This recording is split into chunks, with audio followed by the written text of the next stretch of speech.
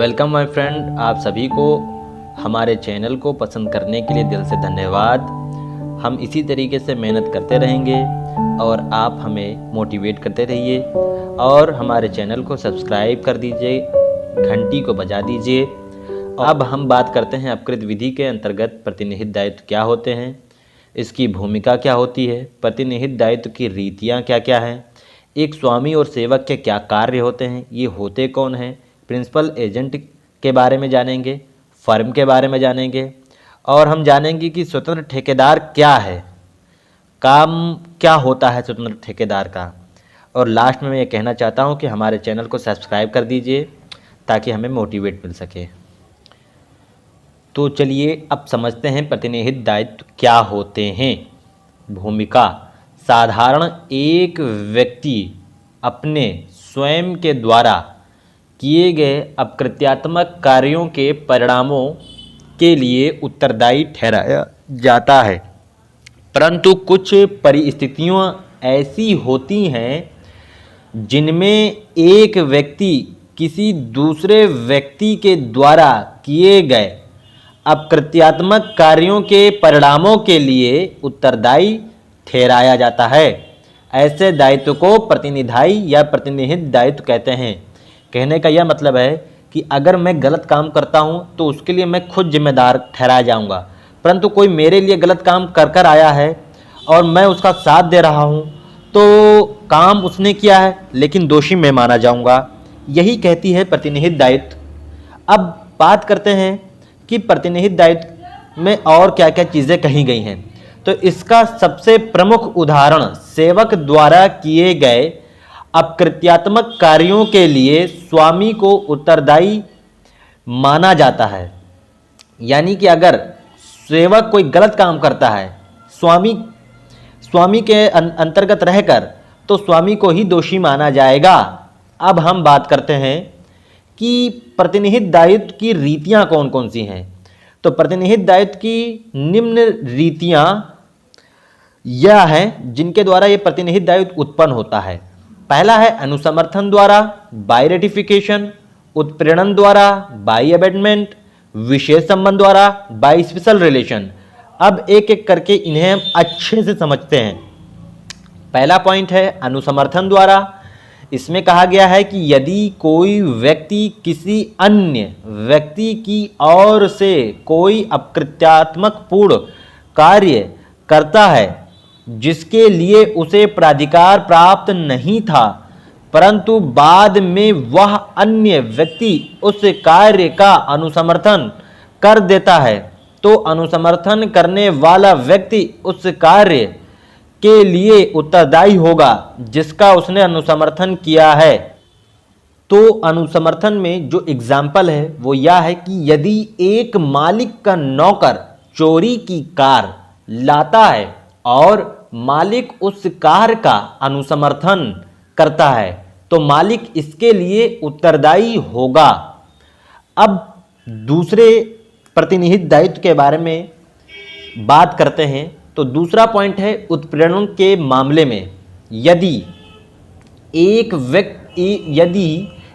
व्यक्ति किसी अन्य व्यक्ति को कोई अकृत्यात्मक कार्य करने के लिए उत्प्रेरित करता है तो वह उत्प्रेरण करने वाला व्यक्ति उसके उत्प्रेरण के फलस्वरूप किए गए कार्यों के लिए प्रतिनिहित रूप से उत्तरदायित्व के सिद्धांत के अंतर्गत उत्तरदायी होता है। यानी कहने का ये मतलब है कि अगर कोई व्यक्ति किसी दूसरे व्यक्ति को गलत काम करने के लिए उत्प्रेरित करता है और वह दूसरा व्यक्ति गलत काम कर देता है तो जिसने उत्प्रेरित किया है, जिसने उसे गलत काम करने के लिए कहा है, उसे ही अंत में दोषी माना जाएगा। अब तीसरे पॉइंट की ओर हम बढ़ते हैं। तो तीसरा पॉइंट है विशेष संबंध के कारण प्रतिनिहित दायित्व। प्रतिनिहित दायित्व निम्नलिखित संबंधों के कारण उत्पन्न होते हैं। पहला स्वामी तथा सेवक, दूसरा प्रधान स्वामी प्रिंसिपल तथा अभिकर्ता एजेंट, तीसरा फर्म तथा उसके भागीदार द्वारा। अब हम समझते हैं कि प्रमुख और अभिकर्ता कौन होते हैं? प्रमुख का मतलब प्रिंसिपल, अभिकर्ता का मतलब एजेंट। कहा गया कि अभिकर्ता यानी एजेंट एक ऐसा व्यक्ति होता है जिसे प्रमुख प्रिंसिपल के द्वारा उसकी ओर से कार्य करने के लिए प्राधिकृत किया जाता है। यानी प्रिंसिपल एजेंट को अपना काम करने के लिए प्राधिकृत करता है, उसे ही हम अभिकर्ता यानी एजेंट कहते हैं। इसी में कहा गया है कि यह सिद्धांत निश्चित है कि अभिकर्ता के कृत्य प्रधान के कृत्य होते हैं। अब इसका क्या मतलब है? तो एजेंट जो भी काम करेगा उसके लिए उसकी जिम्मेदारी प्रिंसिपल के ऊपर होती है, यानी एजेंट का कार्य प्रिंसिपल का कार्य माना जाता है।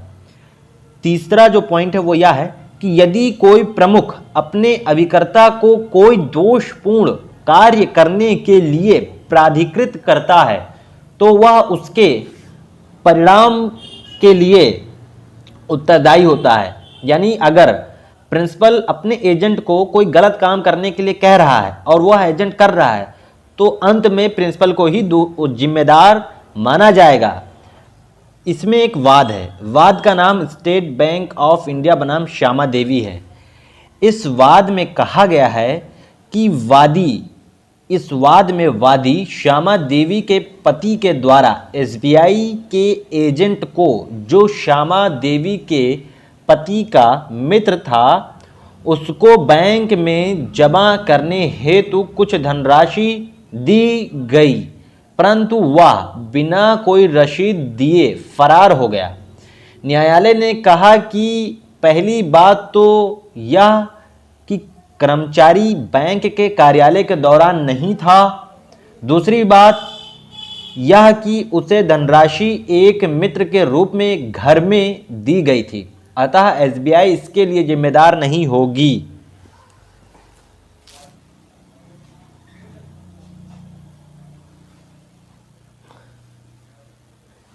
अब दूसरे पॉइंट के बारे में बात करते हैं, वो है भागीदार।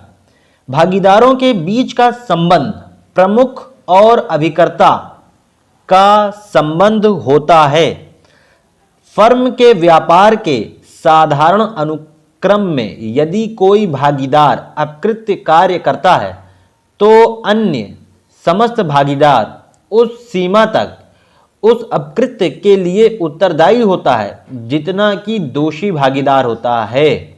हर भागीदार का दायित्व संयुक्त और पृथक दोनों होता है।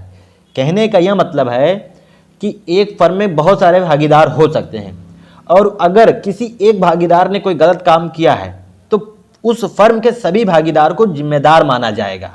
अतः भागीदार में एक वाद है हैमिलन बनाम होस्टन एंड कंपनी का। फर्म के दो भागीदारों में से एक ने भागीदार के रूप में अपने प्राधिकार के क्षेत्र के अंतर्गत कार्य करते हुए वादी के क्लर्क को रिश्वत दी और उसे इस बात के लिए उत्प्रेरित किया कि वह अपने नियोजक यानी वादी के व्यापार की गोपनीय बातों को उससे बताकर उनका रहस्य खोल दे और इस प्रकार अपने नियोजक के साथ संविदा भंग करे। यह धारित किया गया कि उसके लिए फर्म के दोनों भागीदार अपकृत्य के लिए उत्तरदायी थे, हालांकि दोषपूर्ण कार्य केवल एक भागीदार द्वारा ही किया गया था। इसी में अब हम अगली तीसरी पॉइंट के बारे में बात करेंगे, स्वामी और सेवक कौन होते हैं। सेवक कौन है? कहा गया कि एक सेवक वह व्यक्ति है जिसे दूसरे व्यक्ति यानी स्वामी के निर्देश और नियंत्रण के अनुसार कार्य करने के लिए नियोजित किया जाता है। फिर तीसरी पॉइंट कहा गया कि स्वामी को कौन है। स्वामी वह व्यक्ति होता है जो सेवक को नियुक्त करता है तथा उसे अपने सेवक को आदेश देने तथा उनका पालन कराने का अधिकारी होता है। सेवक और स्वामी में एक और पॉइंट है कि सेवक के द्वारा किए गए कार्य के लिए स्वामी भी प्रातिनिधिक रूप से उत्तरदायी होता है। इसलिए वादी को यह विकल्प प्राप्त होता है कि वह या तो उन दोनों में से किसी एक के विरुद्ध अथवा दोनों के ही विरुद्ध कार्यवाही प्रारंभ कर सकता है। उनका दायित्व संयुक्त व पृथक दोनों होता है। साधारणतया स्वामी अपने सेवक द्वारा किए गए अपकृत्य के लिए उत्तरदायी होता है, परंतु किसी स्वतंत्र ठेकेदार के द्वारा किए गए अपकृत्य के लिए दायी नहीं होता है। यानी कि स्वामी, अगर कोई सेवक गलत काम करता है तो स्वामी जिम्मेदार माना जाएगा, लेकिन अगर स्वतंत्र ठेकेदार कोई गलत काम कर रहा है तो स्वामी जिम्मेदार नहीं माना जाएगा।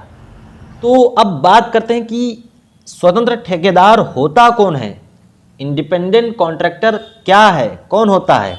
पहला पॉइंट कहता है कि स्वतंत्र ठेकेदार वह व्यक्ति है जिसे एक व्यक्ति निश्चित कार्य करने के लिए नियुक्त करता है।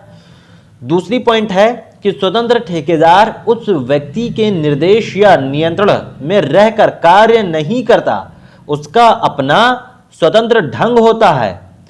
तीसरा पॉइंट है कि वह केवल संविदा की शर्तों के अनुसार कार्य करने के लिए आबद्ध होता है, न कि अपने स्वामी के आदेशों व निर्देशों के अनुसार।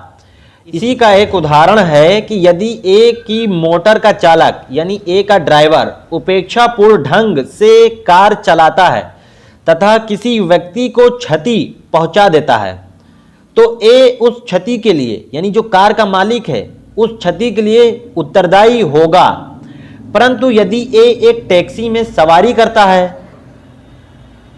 तथा टैक्सी चालक उपेक्षापूर्ण ढंग से कार्य करते हुए किसी व्यक्ति को क्षति पहुंचाता है, तो उस क्षति कारक परिणाम के लिए टैक्सी चालक स्वयं उत्तरदायी होगा।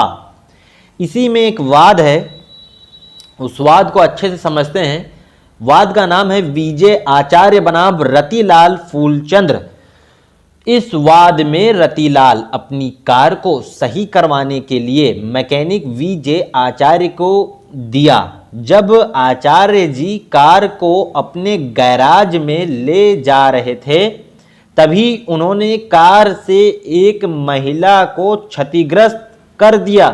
अतः चूंकि आचार्य जी एक स्वतंत्र ठेकेदार थे और कार के मालिक को उत्तरदायी नहीं माना गया।